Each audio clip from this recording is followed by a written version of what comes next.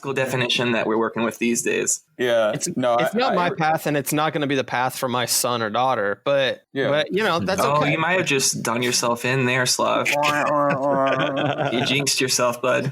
Oh no! You're gonna have 1,000 sock puppet Twitter accounts coming to there. Oh God.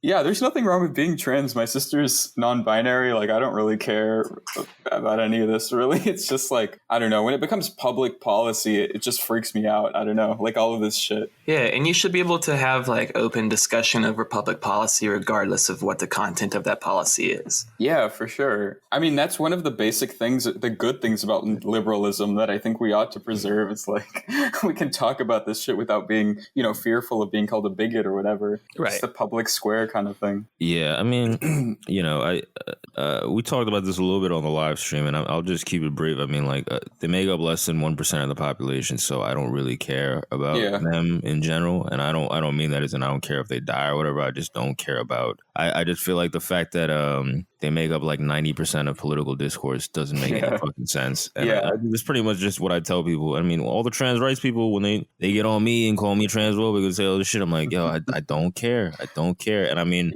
I don't know. That's why the Tulsi thing or the anti-trans stuff, like, I'm just like, shit, man. I don't like women's sports. I don't watch that shit. So I mean, whatever they do there, fuck it. I mean, it's not my concern. But I mean, I get why you guys care about it. Like, I get it. I mean, it makes sense to me. I mean, it's more often than not just used as a way to discursively bludgeon people. Like, honestly, Absolutely. they talk about the trans death rate, and it's 40 people died last year, which is, you know, a tragedy, but also it's significantly lower than the death rate of the general population. So if anything, being trans makes you safer than being cis. And like, I don't know, like, I think, you know, transphobia ought to be, you know, fought where it's tangible and it affects people's lives. But if you use it the way it's used now, I don't take that seriously, because like, it's just a way to silence people and, you know, keep people down in a sense.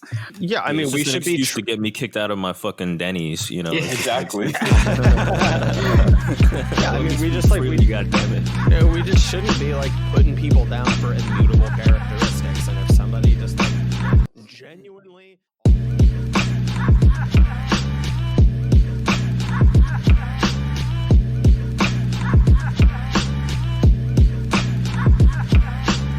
So I'm at Slavoid T. All right, this is Shit Spouter 37. This is Black.com Pilled. This is the Fed Post.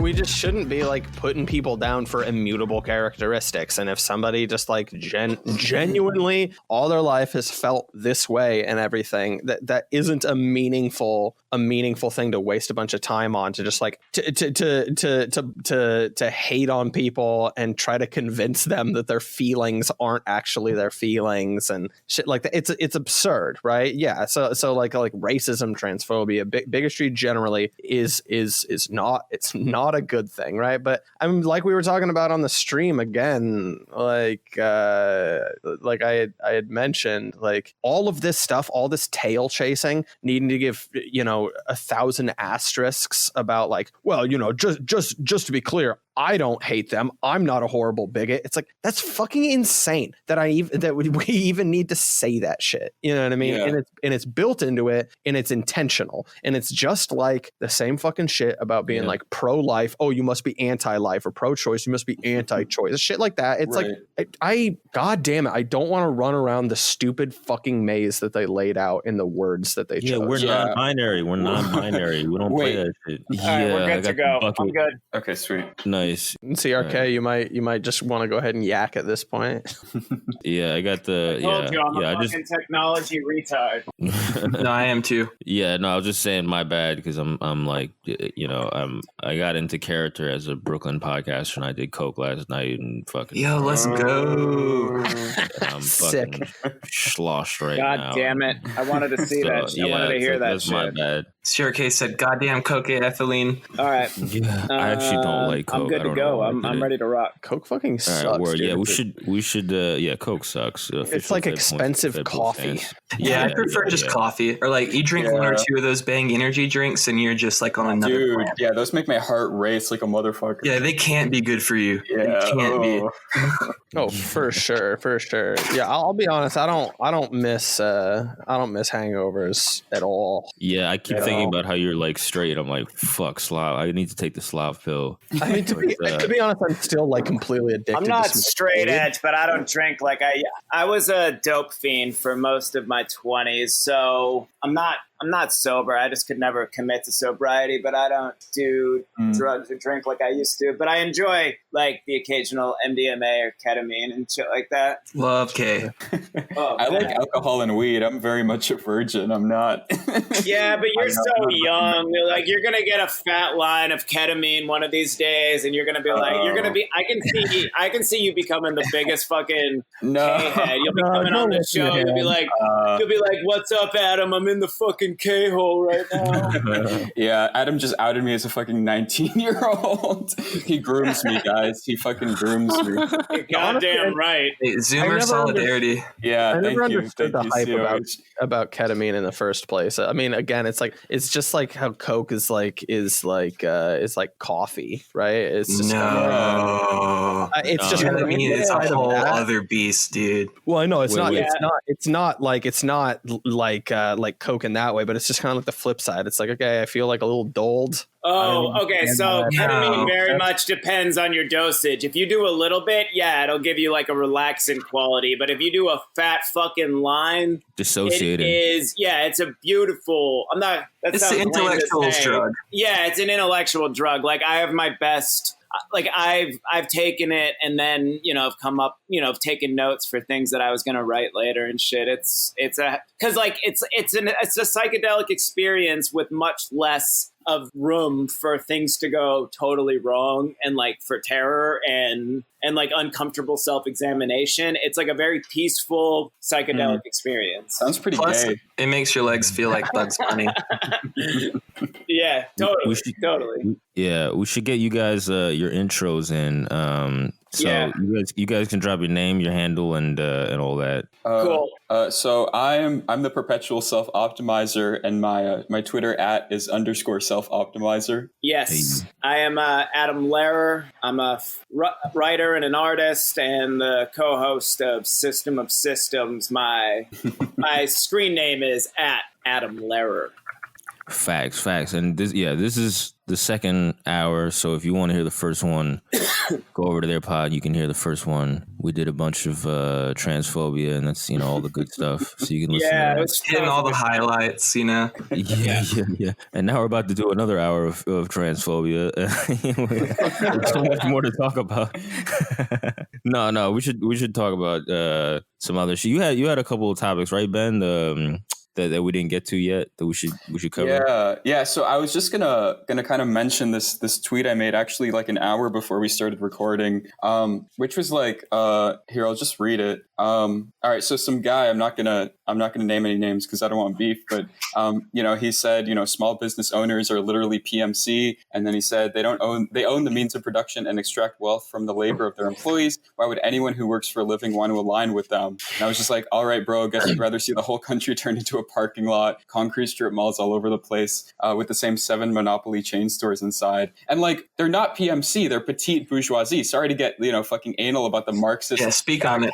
Categorizations, but they're not PMC at all. They literally, the whole kind of small business discourse, to me, kind of shows where the left is weakest in a sense, because at the end of the day, I do think, many kind of working class people do have a genuine kind of desire for kind of social mobility in a sense. And up to a lot of people that manifests in being able to own property and operate property. Yep. And this is not to say that I think everybody should become like a small business tyrant. And this is not to say that I think like there's something like small business owners are beyond critique or criticism, because by all means, no fucking way. Like I've worked for some terrible fucking small businesses. Yeah.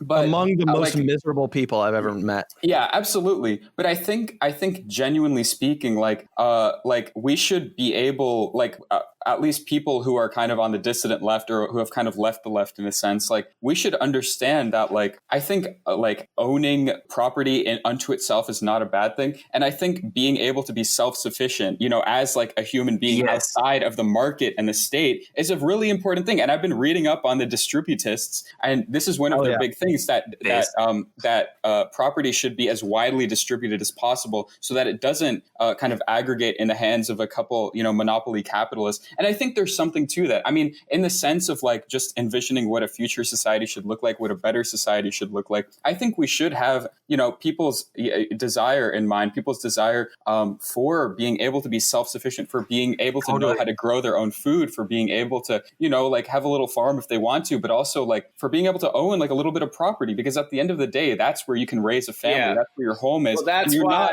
You're not up to like the whims of the market. You're not up to changing renting costs and shit. Like that's just my thing. That's what I'm kind of looking into nowadays. Like just alternate ways to organize society that are not just like state bureaucracy or just market totalitarianism. I don't know. Yeah, home production. Sorry. Go on. That's why like the choice line from the whole Great Reset conspiracy theory is people own nothing. Yeah, exactly. But they're happy, you know, because I mean, we're at a very unique point in political economic history because I think there is a valid critique of small business owners, like the family values sort of thing that they used to enslave workers. But there's rapid shifts happening in our political economy. One of those main shifts is that the proletariat probably shares more material interests with like petty bourge, small business owning millionaires than they do like broke PMCs who are out there specifically to manufacture ideology. And elite finance capitalists too. I mean, I saw a statistic that 48% of small businesses in this country are facing kind of an imminent shutdown because they simply can't afford to recoup their bills. And that's a fucking scary ass statistic, because if you actually look at like the kind of power centers, it's going to be much less decentralized in a sense. It's going to be much less spread out, and it's going to be concentrated increasingly in the hands of the richest people in our society. And that fucking freaks me out. They want us to get used to a life in which we have nothing, like this is the whole Zygmunt Bauman liquid modernity thing. They want us to really like get used to a life where there's no commitment, loyalty, values, family, anything that traditionally throughout history regular people would grasp onto to give their life some centrality or some meaning. And that serves as like, think of even it's in everything. Like falling in love with somebody and then committing to that person is considered like a weakness by a lot of people in our two generations. Like they think to just go online and flip through humans and then fuck whoever once and then never actually give yourself over to something that would require a long-term commitment. That is like a metaphor for how we engage. They don't want people to strive for ownership of their own lives. They don't want people to have careers. They want us to have temp gigs. Like this is part of what this is an ideology that is being set up in construction and constructed to set us up for like what is going to be a post-neoliberal era. Like we're entering something new right now where the atomization is so totalizing. Yeah, it's neo-feudalism is what it is. 100%. 100%. Yeah. They want everyone to be like unrooted, untethered to anybody through any social relations, untethered to production, untethered to anything, their family, their community. And like you can see this sick shit. Like I've been watching some Christmas movies because I'm Christmas pilled right now. And like most of the fucking Christmas movies you see are about like escaping your family at Christmas or like how horrible it is that your family's in town for Christmas or that you're going home for Christmas. It's all about like people like I just watched Christmas with the Cranks last night with like Tim Allen and shit. And like they opt to like go on a cruise instead of going out, instead of going like having the big family Christmas and the communal Christmas thing. And it's like, that's like what all these people want in game. Like, and they're seeding the seeds of it like in our media. No, yeah, I mean, if you small even business thing was already going away. I mean, this is the thing. It's like even before COVID, small businesses were getting murked by fucking Walmart and e-commerce, and they were already chewing that shit up for like the longest. So like now that all this happened, this great restructuring is happening. It's like it's just accelerated what was already happening. It's right, like, and this is not to say that I think like we should necessarily be like, oh, small businesses are the epitome of good economic relations, because there is a contradiction between worker and owner. But at the end of the day, we are going to need to enter into a kind of pragmatic kind of joint partnership with these people if we want an actual kind of populist economic policy, because they're getting fucked over by the monopoly capitalists as much as the average worker is. And I think we do genuinely need to have a kind of class collaboration in a sense, like not in a fascist way, but like just in a very fundamental way, like maybe perhaps no, but just in the fundamental sense of being like, we have some mutual interests. I think these people would be benefited by kind of single payer healthcare, distributive programs and shit. And like this is not to say that we should marry ourselves to like the idea of small businesses as the final solution. God, if you're one of these lefties though that's like worried about corporations, right, which you should be, and if you're worried about I had a point but I completely lost it. Adam, what were you just saying previous to this? Well, I tweeted something last night, and it was like it was kind of a joke, but I was also kind of serious, is that, I would square my political ideology somewhere between like a left comm analysis and I don't fucking know anymore. Because I think what's happening is that a lot of like the shifts are happening so quick that I think a left comm analysis is quite strong, but everything is so rapid now that all these sort of historical political ideologies, theories, analyses, whatever, don't have any kind of totalizing explanatory power. Right. So I think the best way to respond to that is to use what you know to an extent, but to not lean on any orthodoxies. Because that guy arguing with Ben was leaning into an orthodoxy that ultimately just made him sound like an idealist retard. There's no Lenin anymore. Yeah, exactly. I remembered my point now, which was you were going on talking about the petite bourgeois and how we do have at least tangentially aligned interest with them, right? Like they're lower down the totem pole as far as global capital accumulation goes. And so if you're one of these lefties that's concerned about quote unquote stopping fascism and everything, you should be also concerned and targeting making a coalition that will speak to, not align with, but speak to and attract the petite bourgeois as an alliance because they're the main pieces of the puzzle that are going to switch to quote unquote fascism traditionally, right? Sure, so you should be trying to make a program that can get those people obviously what he said is correct. Like small business owners own the means of production. Petite bourgeois have inherent contradiction with the interests of the workers at that level. But the thing is, like, instead of being like, oh, fuck small businesses, we should understand that like we need to use small businesses as a transitory plan, right? Like small local businesses and production locally is usually more easily leveraged. Like the community can usually have a little bit more say over it. It's usually more held accountable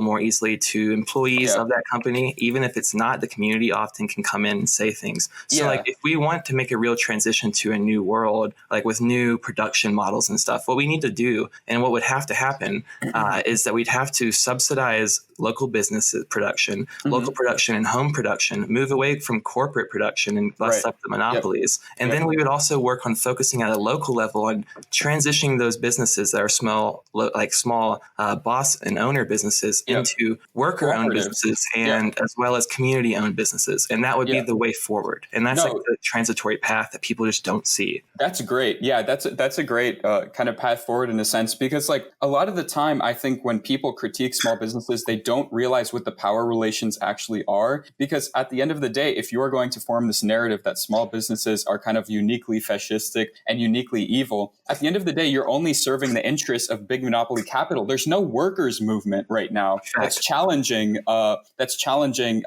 of concentration of wealth, whether it be on the small business owners level, which is probably in the low millions, or the billionaires level, which is in the hundreds of billions and sometimes the trillions. So like you have to understand what's actually going on. And like people who just rail against small businesses all day, like, oh, I had a terrible boss one time. It's like, yeah, okay, that fucking sucks, dude. But like, what function are you actually serving? Because Jeff Bezos loves to see that, loves to hear you say that, because he's like, I'm going to expand my market share. I'm going to destroy local bonds and local kind of community formations, and I'm going to just stick my big old capitalist tentacles into every single community in this country and flatten it, just turn it all into the same shit. And that freaks me out, man. That prospect just like, ugh.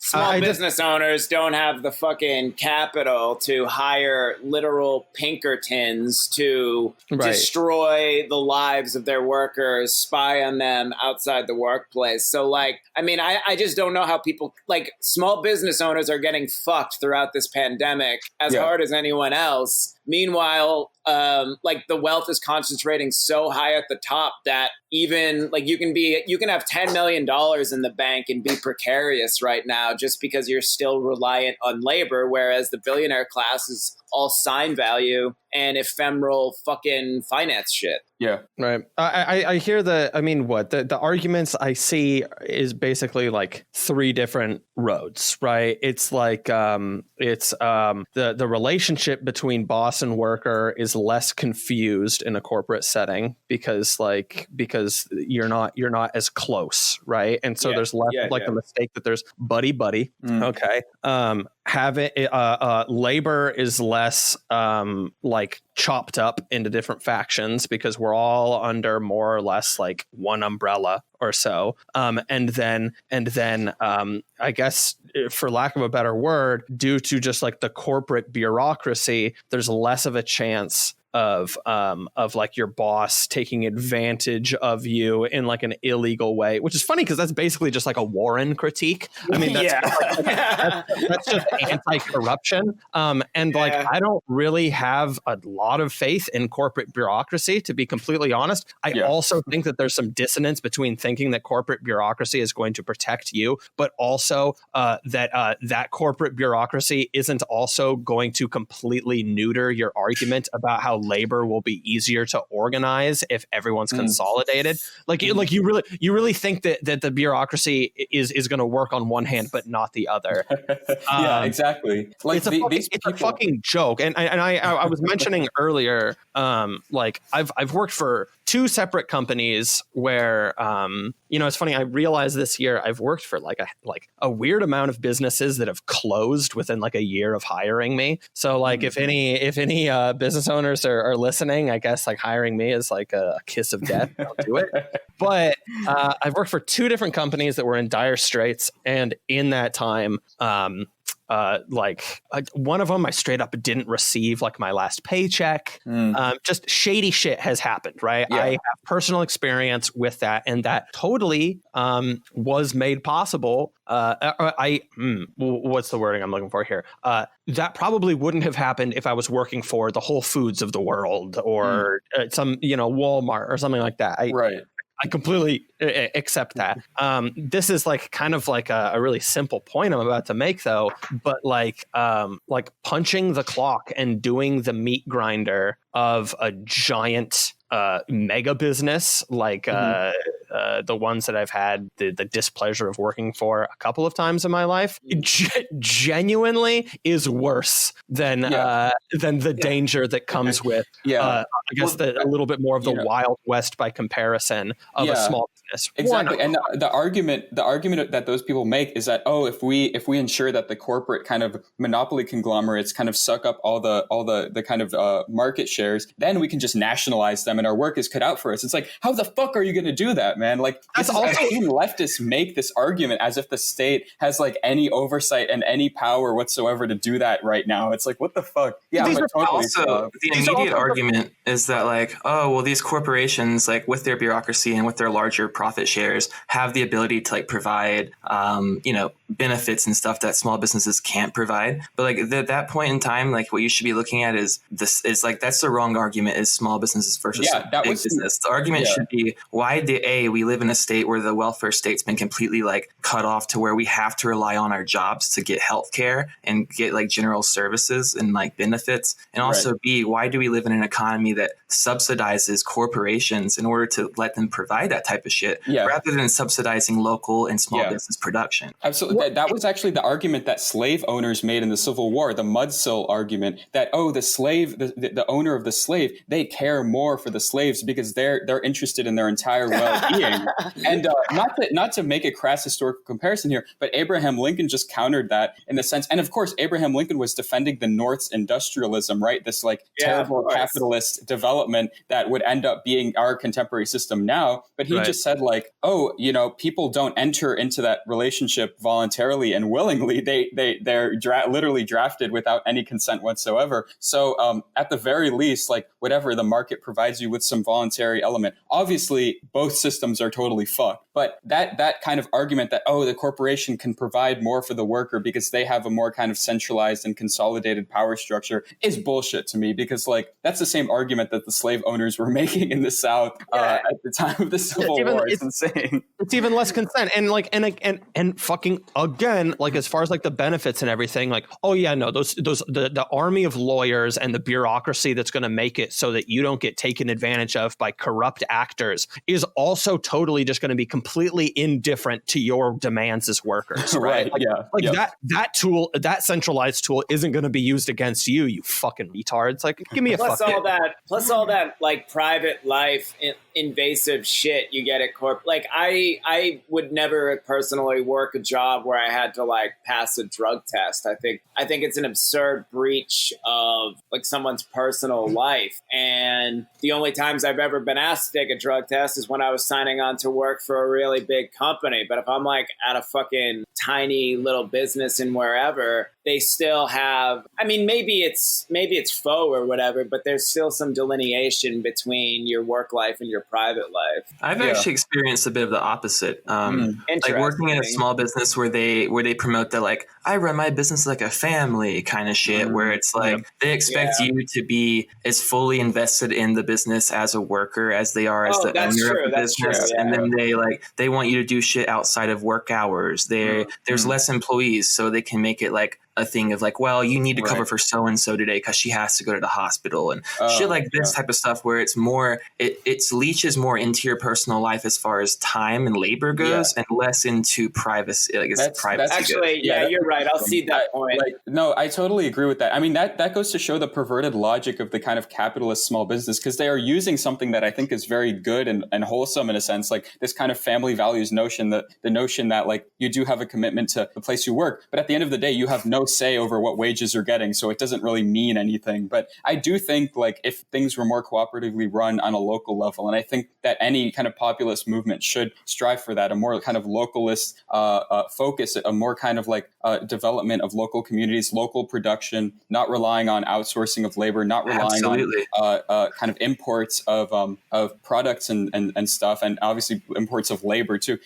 I don't know, and household production. Yeah, exactly, household production and just agrarian shit. I don't know, man. Community is community, in a sense, is the true enemy of capital, because capital necessitates individuals in competition with one another, clawing at each other like rabid fucking animals to get higher on the food chain. But as long as people still have a sense of collectivity, and that comes in many forms, family, community, whatever the fuck production you're part of, production.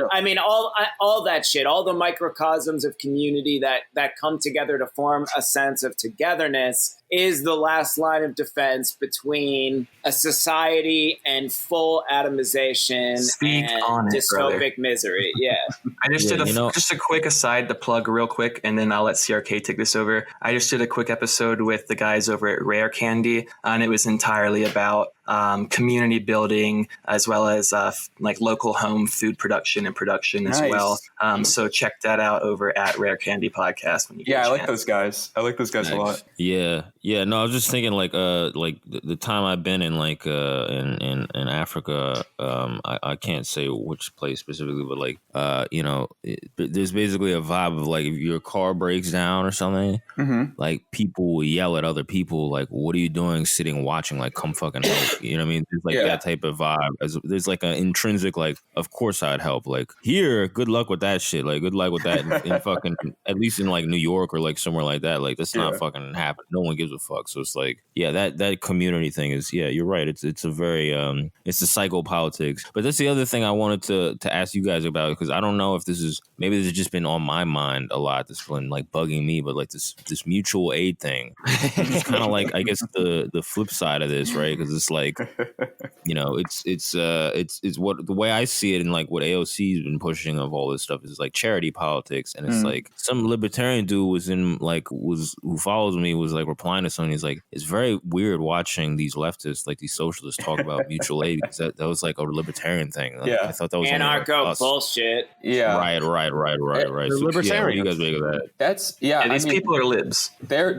total libs, and this is what kind of collective power turns into if you don't have state power as well. Because at the end of the day, the kind of anarchist argument, and I know because I used to be an anarchist, is that no, we need to grow our power without the state intrusion. We need to kind of build these alternative institutions. We need to form workers, syndicates, cooperatives, et cetera, and it's all utopia, because at the end of the day, the state has a monopoly on violence and force, and they're going to exercise that monopoly if you genuinely threaten them and the capitalist order. So like you do need, I'm sorry to be an electoralist, but you do need to have some kind of electoral sway over things in order for any kind of genuine mutual aid, a communitarian mutual aid, to work. I don't know. That's my take. That's not even to mention the fact that most of these like quote unquote mutual aid networks that AOC and the like talk about are actually just nonprofit and NGOs that are going to be carving out a new sector. And those are subsidized by the fucking government. Like, I think this is an interesting place to go, because Ben and I actually became friends online, and then he joined the show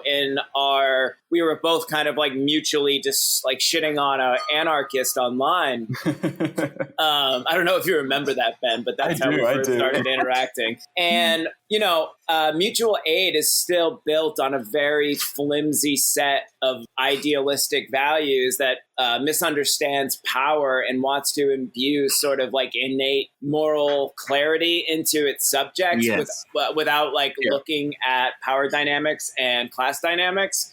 And I mean, I still think Du Bois' critique of Bakunin and anarchism is still the best way to look at any of this stuff, because they really believe that they can abolish the state and then just let everybody chill. But that's totally like, that's like totally just like an idealistic viewpoint. Utopian that humans bullshit. are innately good. Yeah, it's utopian. And if there's no, sorry, just to finish up the point, if there's no, like, the idea that politics will be destroyed or will be over just because of the bourgeois state has been abolished is fucking retarded. We're going to still need centralized power. It might be organized differently.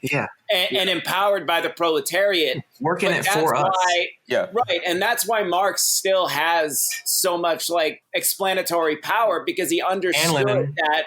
And Lenin. They understood that society is built on its structural conditions, not on the innate moral character of its subjects. And I do think that kind of Kropotkin's notion of evolutionary kind of biology, his kind of repudiation of the vulgar kind of social Darwinist view that we're pure competitive subjects. He said, no, we have a genuine kind of like kind of symbiotic side. We have a cooperative side that isn't solely kind of competitive. And again, like, I think we can borrow from Kropotkin the valuable insights that he made without borrowing his transitionary ideas, which are totally utopian and totally bullshit. And like, at the end of the day, all of these people are either warmed over Kropotkinites or warmed over Proudhonists. And these ideologies haven't had any sway over material politics in 2 centuries. Like, they're not relevant at all to working class movements now, and they haven't been relevant for a long time. So at the end of the day, this kind of attempt to resurrect mutual aid as a form of charity is bullshit. Because, dude, if you want to go to charity, just join a fucking church. Like, we said this on our episode with Sandra Solomon. She made this point, like, join a church or a mosque or something. Start a community garden. Yeah, exactly. Or start a community garden. Don't join like a leftoid organization where they're going to be handing out pamphlets efforts with the bread and the soup. Oh, totally. Well, that's what this this whole mutual aid strain and like anarchist strain, what it does is it just like mystifies the concept of collaboration and solidarity and puts it and posits it entirely at the ideological level, right? Like, oh, you are going to collaborate along the same lines with these people because you share allyship and this like mystical idea of solidarity because you feel their struggle. When the fucking fact of it is that no, humans are collaborative animals and we're just fractals of the rest of the fucking planet because everything collaborates down to microorganisms and everything. But we're collaborative on the fact that we have shared material interests, and that's where solidarity comes from. It comes from people acting on their shared material interests. They're acting in their own interests, and it's aligned with the interests of someone else. It's not about the fact that I think I feel bad for you, so I'm gonna stand up for you type bullshit. That's not how it works. That's ideological. And it goes back to the fact that our social institutions do literally. I mean, in a sense, like Marx was very right in the sense that like our material conditions do force us to act in ways we wouldn't otherwise act if we were left in a vacuum. And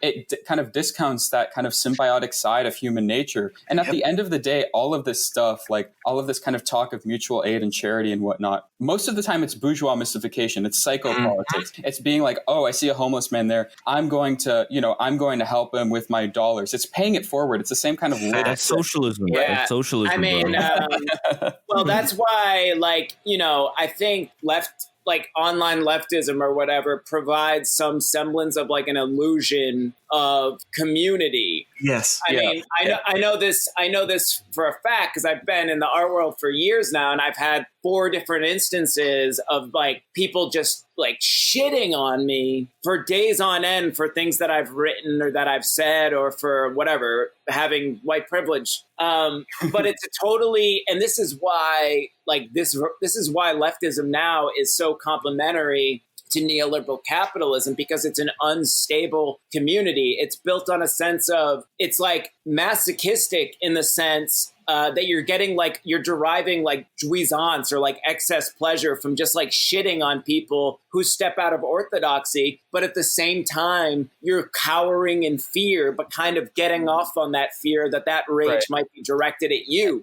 So it's community built on alienation itself. Right. And it discounts the fact that real communities that share material interests are often physical and proximate. It's people living together and working together. It's not somebody you know over the internet with the same skin color as you. That's not a fucking community. Like, you share material shit. You do shit for each other. Yeah, exactly. They're your apartment blocks, your neighborhoods, your workplaces. Like, this shit is real. It's not neoliberal. It's proximate and physical and real. And this is kind of what we need to having shared stakes. Localism. Yeah, baby. Woo. Yeah, but you can't have an overly academic explanation of that, right? Like what are you gonna do? What are you gonna do with all of these really verbose, overeducated, navel-gazing fuckheads with useless degrees if they can't like over-explain to the fucking proles how cooperation should actually work? They go No, they get the wall.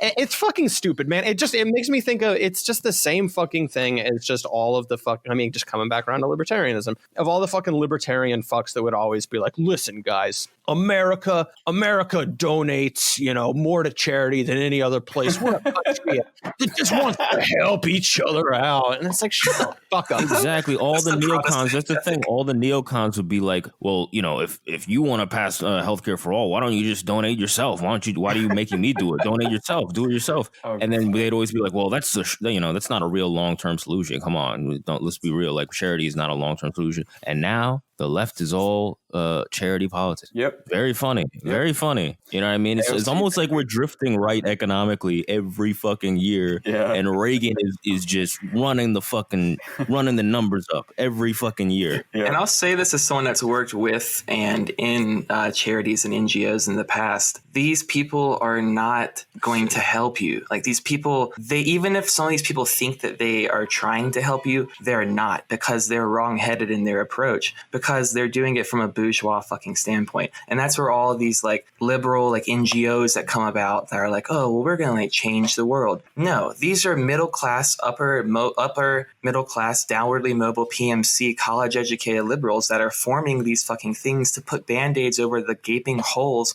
in capitalism and try to just cover the fact up and make themselves and all the people in their class feel better about their inherent exploitation of the working class. Yeah. It's laundering guilt. That's what it is. It's what all the woke shit is too. It's just laundering guilt. Well, I gave this $1. I donated to this Twitch stream to stop troops using the calling gay kids the F word or whatever. Like I donated to that. So my conscience clear. It almost looks like intercity like imperialism, if that makes any sense. Like if you take imperialism like it looks like on a global scale between nations and you put it in a city and you do it between neighborhoods, what these NGOs do is they go into these poor neighborhoods, and these are people from rich neighborhoods and bourgeois backgrounds, and they go into these poor neighborhoods, they identify areas that need help, then they leech off the government to get funds to help the people in those regions. They use the resources of those fucking regions and then they export that out. Like for instance, urban farms. Like I deal with urban farms all the time. These people go in and they get parks in local neighborhoods that are downtrodden neighborhoods that need access to food, right? They grow all this food, and yet they do community share programs where instead they sell the food to people that live in fucking Capitol Hill. They're not giving the food to the people here. They're using the land of the people here, and they're growing food on it, and then they fucking put it to the people that live in the inner city. You're right. That's imperialist shit. And at the same time, they're turning all of these underclass, underprivileged people into kind of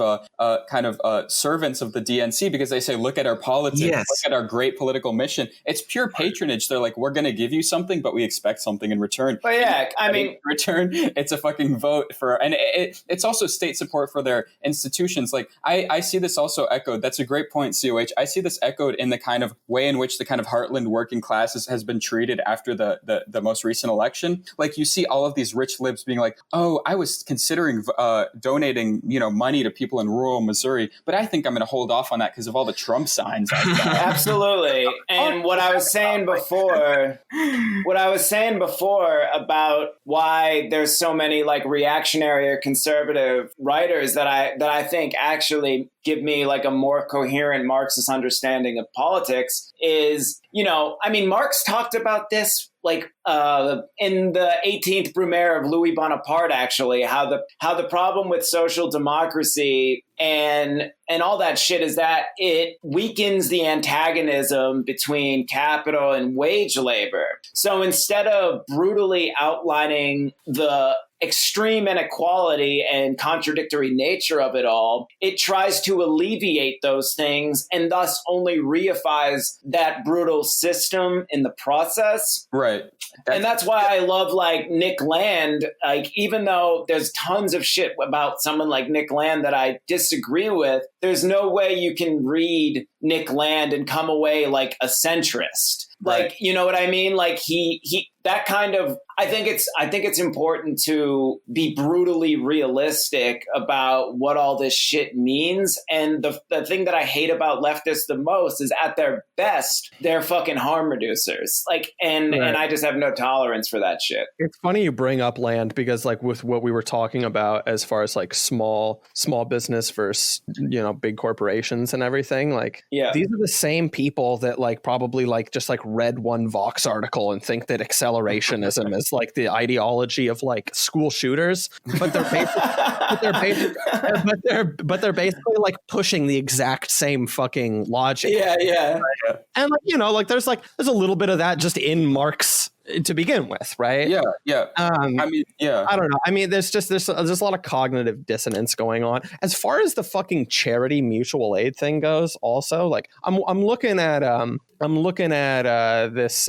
this like beef going on publicly on Twitter between like Jimmy Dore and AOC, and Jimmy Dore's kind of a clown. I usually don't pay much attention to him, but I mean, he's completely right here. She's hell yeah. She's waffling on Medicare for all, which, I mean, if you're surprised by that, then I'm sorry. I'm sorry. The tumor is inoperable at this point, but yeah, I mean, it's the same thing that's going on there. That's going on with the mutual aid thing, which is you guys are allowing her to fucking make herself cover so that she doesn't need to be on the hook for any of this shit, right? You didn't do shit for me, but oh, I can't really say anything because I didn't go to the soup kitchen and do the work for the person that was below me. Shut the fuck. Yeah. God damn it. No, it's insane. Like, I really do think, like, I mean, it's crazy to me how far AOC has gotten a pass from people who are ostensibly materialists for not literally doing nothing to advance material working class power. I mean, Jesus fucking Christ, man. Like, her entire political mode is literally a repudiation of any kind of understanding of power in this country. Like, I'm sorry, you need to use yourself as a literal fucking human shield for the fucking working class that you're ostensibly supposed to represent. If you are going to be a genuine kind of populist, you need to be putting roadblocks every single time. You're not supposed to be, forging these, sweet political alliances and bonds with the establishment Democrats if you're ostensibly supposed to be an outsider populist. But of course she isn't. She's a fucking neoliberal Democrat operative from the get-go. So there's no value in what her position is at this point anyway. Like, maybe there was a tiny bit of promise at the beginning, but I've totally lost faith in that. Like, I don't know. But she's an epic working class bartender. Woo! She's Jenny from the block, bitches. She made fucking shitty overpriced Moscow mules for 6 months. This broad. It's a dumb country, and then that's it. But the only people I hate more. The only people I hate more than AOC simps are the people who have started to recognize that she's trash, but they're like, well, AOC's whack, but I kind of dig Ilhan Omar. It's like they're still holding on to the squad as some sort of hope for like anyone who has any hope in any, like, the Democratic Party is a fucking hive mind, and there's like everyone who's like in the party but also pantomiming dissent to an extent are way more fucking dangerous than the arch blue dog reactionaries like Joe Manchin. Like, I support Joe Manchin for president because he's just like, I hate all leftists, and honestly that's much cooler to me. We need a real anti-leftist candidate. Yeah, Manchin for president. KW Miller, baby, let's go. I don't fuck with you unless you tell me that the Dems and the DNC are full of reptiles. If you don't say that, that's my I'm a one issue voter. That's it. I need to hear you see their scales. Say that, if you say, oh, the Pelosi's mommy, if you say shit like that, I can't do it. I can't do it. I need to hear that. I need to hear the words. Yeah. That's my patronage. I don't need anything else. I just hear that. The only thing that I'll give AOC and Ilhan Omar is that they're probably the two most fuckable politicians in American politics. No, bro. Tulsi's right there. Tulsi, yeah. I can't. I wouldn't mind AOC's titties in my face. I'm not gonna lie. She's got no ass though. There's nothing back. Yeah, no ass. It's like cardboard back there. Yeah, but I mean, not everybody has to have both. Sometimes a good pair of tits. No, but if you're gonna have one, you gotta have the ass, Adam. Like, come on, man. Wow. Okay, Ben's got some standards over here. Let's just say that I've slept with women much less attractive than AOC. Right. Well, this is a materials podcast, so we care about the base, which is the legs and the ass. Speak on it, CRD. You need a strong foundation. Yes, you need a strong foundation, a sturdy woman. Yeah. Foundation of politics. We were talking about the women's sports earlier, and I just thought it made me laugh for a second because my late papa, who was an 85-year-old small chubby Hungarian Jew, he loved the WNBA because he had an Amazon fetish. Nice. You're gonna out him like that. Well, no, he was a great guy, but he loved big, tall girls. So he watched a lot of those fucking games. Nice. I respect it. I wish they'd step on me. That's that's why. That's honestly, if I'm being real, that's why I don't care about this trans women in sports thing. Because honestly, the better for me. Because taller stature. It feeds into the but I've said too much. Hey, what's up, big guy? I'm gonna step on. Yeah, CRK is looking for those Q angles. Exactly. You're interested in a strong woman, bro. If your girl can't bench you, what the fuck are you doing? Like, come on. It's like, damn girl, I see you got them wide set shoulders. The second my girlfriend comes with me, I'm breaking up with her. Do you guys want to talk about Brandon Bernard as the last thing? I'm curious about everybody's thoughts on this. Yeah, for sure. Yeah, I don't know anything about that, but I'll listen in and then I'll put my 2 cents in once I figure it out. Yeah, I don't know what this is. Well, Brandon Bernard was executed by the state. Oh, right. They'd been trying to appeal his execution for a long fucking time. He was convicted of murdering a couple when he was 18. Now, I will admit here that my most rad lib position is I just have a kind of petty bouge morality, like a general repugnance towards the death penalty.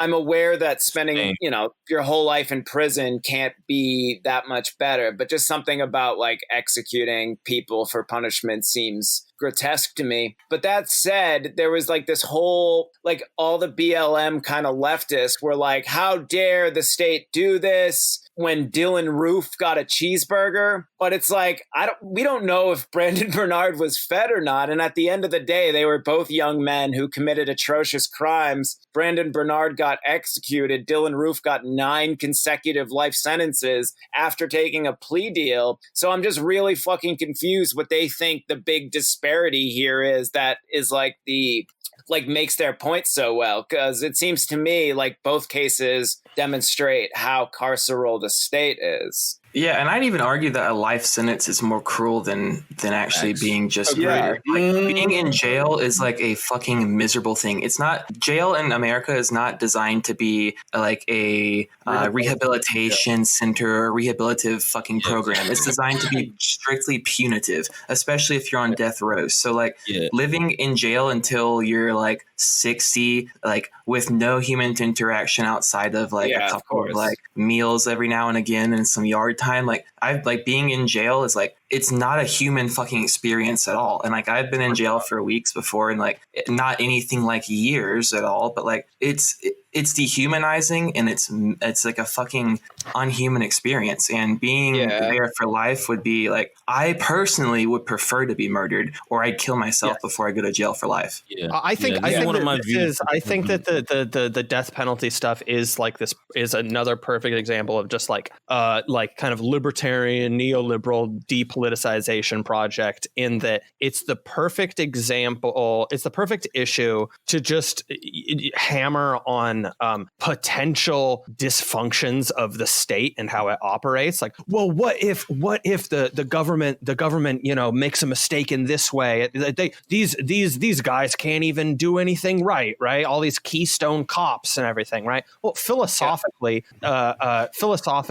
a life in prison is entirely more inhumane than just having them put you down. And yes, if you put anything within the purview of an institution, there's going to be examples where they fuck it up, right? Yeah, but the discussion should be why does that happen and how can we solve it, rather than let's just not allow them to kill people ever. Why is it that the state is in a place where it can have that overreach and have systems where they can put someone behind bars for non-violent crimes for X amount of years. You have obviously to look if they find evidence that DNA evidence that overturns it, they can let you go if you got a life sentence. If you got the death penalty, there's no going back. There's no going back. I'm too much of a squeamish Catholic for this this discourse. I'm just fundamentally opposed to putting somebody to death prematurely in any case. But I totally see your arguments. I mean, the way the carceral state kind of operates now is totally fundamentally dehumanizing. And it just, I don't know, that you have to reform the whole state before you try to just do a fucking no more killing people by the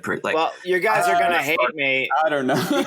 I think we can do away with the death penalty before we I don't know. I think it's just fundamentally just wrong. But you guys are gonna hate me here, but I'm gonna drop a little Foucault reference, because this is there's a lot of things I hate about Foucault, but he was right in his his book about criminal justice. He was definitely correct that there's something it's not exactly an evolution for the state to mystify its brutality to such an extent. At least the great monarchs had the good sense to just hang us and show us the full weight of their power. But I also wanted to, because Amy had a good tweet where she showed how MSNBC was spectacleizing the execution of Brandon Bernard right next to an article about how they were advocating for a female State Department. And I think this is just how the state missed, like, by creating a spectacle around one tragedy at home, like an execution by the state, and saying this is wrong and diverting all the attention there. It's a mechanism of abstracting the brutality that the state wroughts all over the globe. Oh, yeah. So, you can be upset that Brandon Bernard is executed while cheerleading for women to take the State Department and massacre Middle Eastern women and children. One side of its brutality is in the abstract, but a spectacle is generated at this easier to relate to kind of narrative. Or while voting in fucking Kamala Harris, who exactly. There you go. To keep people on death row that were meant to be released and keep people having longer fucking sentences. Like there's no coherence and there's no consistency to their ideology. Yeah, fundamentally, the liberal frame is totally cynical and really has nothing. I totally agree. There is a massive double standard of being opposed to the death penalty, but being pro kind of foreign intervention and just endless kind of regime change wars. But yeah, I don't know. I don't know. I just I'm too squeamish for all of this. I'm my old lib views that haven't changed. I've softened on guns and like all this other shit, but guns the death penalty, I don't think it's the state's place to do. Thank you. Shit. Yeah, I don't think I agree with that. No, I agree as well. I don't like the death penalty. You're not God. You're not infallible. You can't decide some shit like that. And again, if you really want to punish a motherfucker, I totally agree. I think life in prison is way worse. I just don't think I philosophically don't think it's the state's place to do something that crazy, to do something that permanent. But there's a financial incentive to keep people in jail for life. If you're a private prison or if you're a DA that is lobbied by and for these private prison packs and shit. Of course, but the only alternative shouldn't be putting them to death without their will or I don't know. Sure, but that highlights just how the system in itself is inherently contradictory and that there's just these inherent contradictions that we're not going to be able to consolidate or just get over without actually taking a holistic approach to it. If you take away the death penalty, then it's just going to be a better racket for these private prisons to be able to make money off of having people in jail. Mm-hmm. And then the argument's the other way around. It's just an austerity measure, right? So that's not a good argument for it either. But this whole thing highlights that these are institutional problems that are inherent within the class system, within capitalism, and within the bourgeois state. It's not something that you can just take away as an individual aspect. Yeah, the state doles out violence, right? And so I just I think just being I think that it's kind of wacky to just be I don't think it's their place to it's fairy tale shit. Exactly, because it's no, man, that's how this shit works. Again, they kill people every day. No, and literally the state would have to do that, right? If you're the person walking into the room being I'm the big dog in here, I'm the one in charge, another monkey is going to come up and try to bash you with a rock and you're going to bash him with a fucking rock. I think there is something to be said there, right? They dole out violence, right? I think that it's more honest. We've talked about acute authority versus kind of a subverted authority in the US versus China. And I respect and I appreciate honest authority a little bit more. And again, I'll harp on it again. I think the framing of this issue is fucking stupid because it literally does come down to just government dysfunction and inefficiency of just these guys couldn't be elected dog catcher. They're just going to fuck this up. So we can't allow that to happen. And it's no, dude, again, just that's the wrong framing. Whatever you assign to the government, there's going to be examples of them fucking it up. You're just putting this huge fucking this huge spotlight on it. Yep, microscope shit, tunnel vision shit. Yeah, and the actual issue is the steps that got that guy to be in that predicament in the first place, which is I don't know where this guy came from or anything like that, but the incentives of the cops, whatever the fuck this guy is, if this guy was in dire straits financially, a poorly incentivized prison system with privatization, a fucking court system that just lubed up, just shits people out the other end as quickly as they can with go for plea deals. Like, and an education system that fucking puts people directly into jail by getting them used to dealing with police officers in their school every fucking day when they live in the inner city, or having people rifle through their belongings every day they enter a school. It's prison, like school to prison pipeline shit. Literally, our entire system is set up in order to be able to buffer and put people in jail and make profit off these people, because they can then use their profit or their labor power with minimal compensation. And so the whole thing is looking at just individually the abolition of the death penalty is disingenuous in a fucking bourgeois government. Yeah, and I'm definitely not making the argument that all we should do is just abolish the death penalty. I do think we can all agree that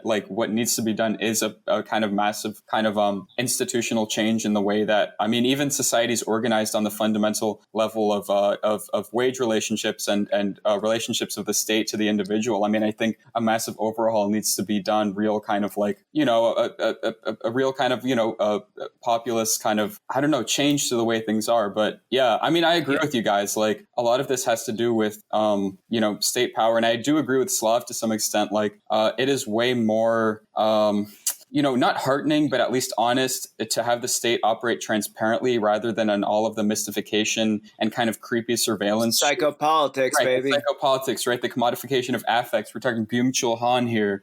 Yes, indeed. Yeah. Good. Yeah. Interesting take. Yeah, I mean, I don't care about the. I mean, I don't talk about it. I'm not advocating hey, we need to abolish this shit. I don't care. I mean, again, it's what you said. It's microscopic. Well, it's we're nibbling around the edges of some real problem. Why aren't we talking about why these motherfuckers are in prison? And when I think people are just for some reason people can't fucking learn that when mainstream media news sources are telling you to be outraged about one microcosmic injustice, it's not because they want the people to rise up and overthrow the machine. It's to divert their attention away from the way this machine actually functions. That's why, it's I don't know why it's controversial to say, but in a country with this many people and this much fucking gun violence, 900 police deaths every year isn't a huge number. But so much, I mean, it's bad that it fucking happens, but when there's so much attention directed to it in terms of justice narratives, it's because it's serving a function for the state, not against the state. Yeah, and the service is probably keeping people locked up for their entire fucking lives, so that you can have them go fight forest fires for you. Exactly. Or fill these motherfucking prisons. Yeah. I mean, and again, I don't want to get into the mud on their terms where I go I'm going to frame this as just ultimately I want to chew into their bottom line. I don't want to frame it that way. I mean, again, personally, I do just kind of have a very pragmatic and maybe kind of brutal look at it, which is just the state doles out violence. And I don't want to have any fucking illusions about that. Yep. But yeah, I mean, they are, I don't know. I guess I'm just saying also just that I don't necessarily, if somebody's doing the right thing for the wrong reasons as a politician, I don't necessarily want to criticize them for that. We should take every opportunity that we have, as dissidents, is to be able to expose the injustices of the state and the inherent violence within the state. So doing something about abolishing the death penalty only further covers that up, and only gives a way. It's just a band-aid. It's just this NGO shit. At the end of the day, nothing's actually materially changing for the prisoners or for the working class. This is just a thin issue that. No, of course, and that's why I never pushed for abolishing the death penalty. But also the thing is, am I supposed to go around and be oh yeah, the death penalty is actually good? Am I supposed to do that? Exactly. No. You should use the instances of it being a bad thing to say, hey, well, this is actually inherent within the system as a whole. Yeah, this is how the state operates. We can use it as a way to expose the violence of the state naturally, and that's where the utility of this argument is for us as dissidents. And it's not in oh yeah, we should take a side here. It's saying, hey, look at how this is going to be a diversion to where you're not actually focusing your attention on the things that actually matter. And B, don't you see that this is how the state operates? This is inherent in the state's day-to-day fucking activities. So them doing this is no different. It's just in our face and it's obvious. It's even just honest. Yeah. Oh, guys, this is making me really squeamish. Can we just go back to talking about trans stuff? No, but yeah, I agree with everything that's been said. It's just, for me, like, there's something just so viscerally sickening about the state to death. Like, like, personally, that's just where I'm at. Like, I'm still recovering from just like thinking about somebody getting fucking injected or electrocuted. Like, I don't know. I mean, look, things come back in the news. Things come back in the news, and they cycle in because it's all, you know. I sound crazy when I say this shit, but I really feel like they fucking, you know, they very deliberately handpicked these types of stories and pumped them up in the news because, like, you know, within whatever else is going on, I really feel that way because, I mean, you know, police kill like unarmed black people, like that shit happens. But, you know, the time we hear the biggest fuss about it is political. Yeah, it's political. Me Too. Yeah. Sexual assault happens all the time, but when do you hear about it? When it's used politically. So it's like, you know, it's the same thing with COVID and climate change and all these things happen, right? But they cherry pick, and these things come back in the narrative and back in the discourse and back trending and all this because it's deliberate distraction. That's all it is. Yeah, it's to distract you from what's actually going on, what actually matters, what's actually impacting you. And people get into these fucking fights and arguments about the shit, and then, you know, you get to the end of it, and what? Neither side wins, right? That's for sure. No, neither side really wins. It just seesaws back and forth, getting leverage in whatever culture war. Mm-hmm. And then, you know, you say you do get some victory. It's nothing. It's it's a sim. Yeah, yeah, absolutely. I mean, my final point about this, I guess, is just going to be that I think a lot of leftists have a tendency to want to kind of replace organic kind of familial units, organic kind of community structures with state operations, whether it be carceral or therapeutic. And I think all of that shit is just super bogus. It's super individualizing. It's depoliticizing, and it's destroying real kind of authentic communitarian bonds that precede the economic order. I think the family unit is the first unit of social production. And I do think that the carceral state and the therapeutic state fuck with that. This is one of the things I love about Lash. He talks about this all the fucking time. So I'll just say, it's insane to me how much, I guess the left, the contemporary left is like, oh, you know, we're just going to replace the carceral state with a benevolent therapeutic state that's going to, you know, go into families. We're going to break up, you know, families. We're going to put,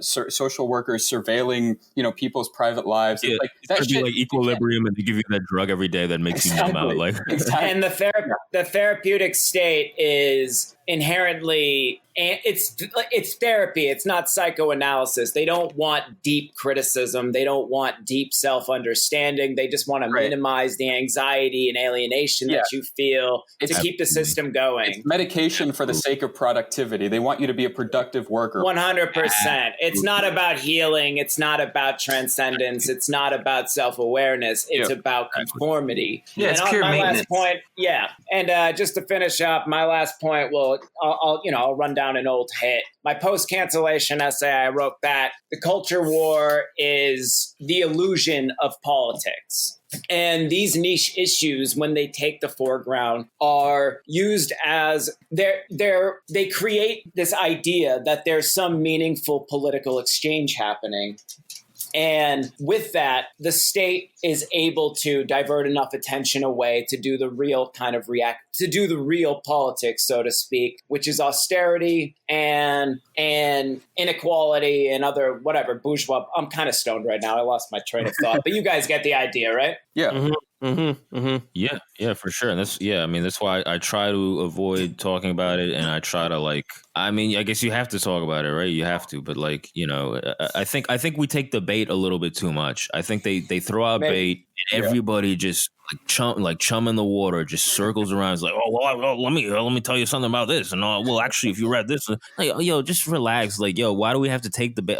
Do we have to? We don't have to. I mean, I know it's fun sometimes or whatever, but I don't know, especially when you've been thinking about, I've been thinking about politics for over a decade, and it's the same shit every time. Yeah. Every time these things come up, the arguments, everybody says this. I feel tired saying the same shit of the state shouldn't do this. I'm bored hearing myself say that, because it's we all say the same shit over and over. It's you know what I mean? It's you're never changing anybody's mind. It's a podcast, baby. No. Well, yeah, sure. Okay. Yeah. We're doing the fucking work. Sure. I get that. But I mean, there's utility in reminding people of what does matter or what's directly affecting them, because every day you're being distracted to not think about it. So being reminded of it, there is utility in that. But the whole staking out a side and the culture war shit. I mean, again, like, it's what I keep telling people. It's like, yo, there is no winning it. There is no winning it. I don't care what type of tribute they give you. I don't care what fucking, bill gets passed or who owned who online. Like, you're not winning it. It's never going to end. It is the unending war. You know what I mean? It's the never-ending war. Yeah, I mean, in my mind, it's a balance, right? Culture war shit. It's a balance between realizing, like, we had mentioned earlier, like, a lot of these cultural issues it's an arm, it's a form of class war, right? It does exist, like, in some real capacity, right? And I think that we totally write it off at our own peril to an extent. Yeah. Having said that, it's junk food most of the time, right? Like, it's the case with any kind of generalization. Check those nutrition facts, bro. Like, your culture war issues are all just manifestations of a material reason or a material cause, right? So check that fucking.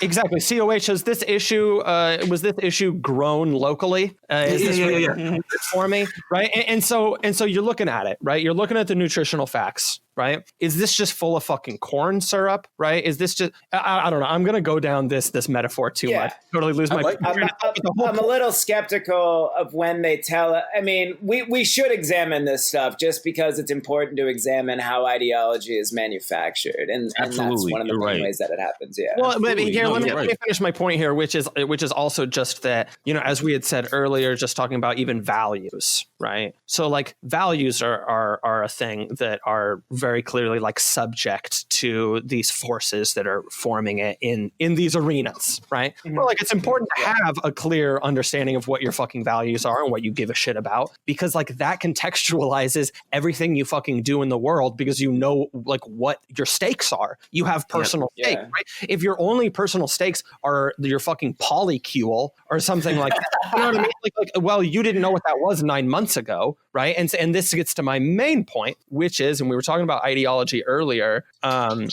and just like having a philosophy and things like that. If I can recommend any one thing to listeners of the show or whatever, it's like, figure out the best way for yourself. I don't know what the best way is for yourself. I know what the best way is for me.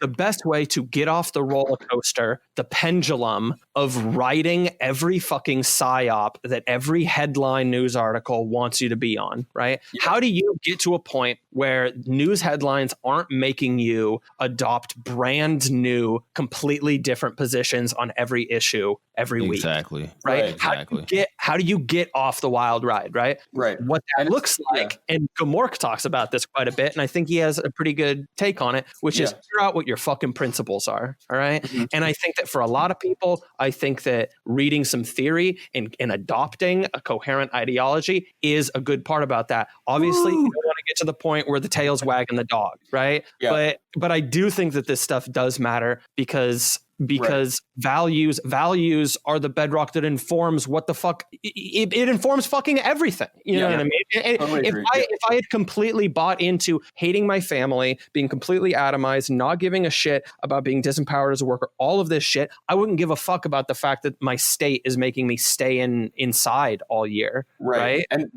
fundamentally what these discursive frames do and what these discursive issues do is force you to care about this abstract spectral force that has no valence over your life, and basically tell you that the things that are important to you locally, the things that are important to you in your personal life and your political and economic existence are not important to you, and that you should adopt these abstract kind of bullshit culture war things instead, because at the end of the day, what those bullshit culture war kind of abstract ideals and forces represent are interests that are often in opposition to your own. They're interests of these political powers that you can't comprehend or understand because they're so large and powerful. So at the end of the day, you should care about you and your own material interests and the material interests interest of your coworkers and the people in your community. That's my pitch. Just to add I just want to reify here. Slav just said read theory, everybody. So yeah. Oh, that's 2 L's. That's two tallies for COH. Oh man, let's go, baby. Slav, yeah. Yeah. Well, I felt bad after I slipped somebody some money to sick a dog on him the other day.